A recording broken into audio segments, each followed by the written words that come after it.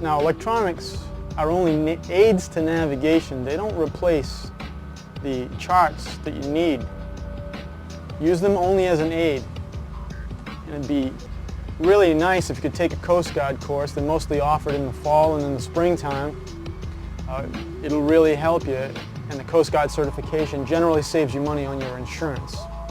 Now these, again, are aids to navigation. This particular one is a chart plotter, and it also is a fish finder at the same time. What it does is it shows you, like a chart would, the area you're in. The plotter section of it is it'll take the cursor over, and wherever you want to go, it'll give you the latitude and the longitude shown in this area. This particular number represents where you are now.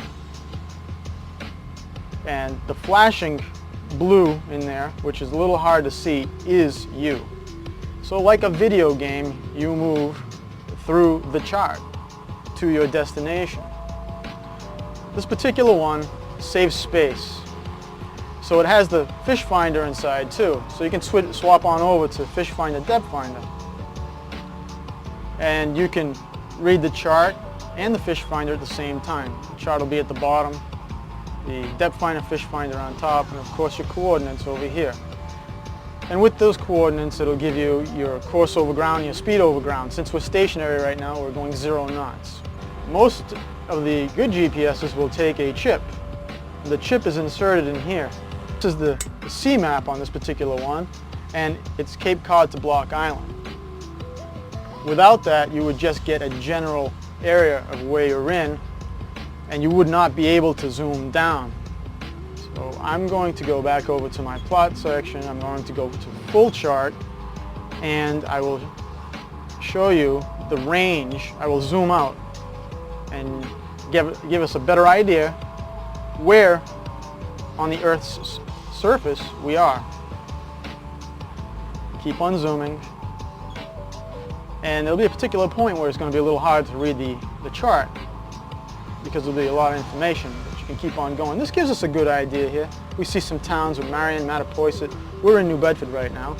We can zoom out a little more, and we'll end up seeing Rhode Island.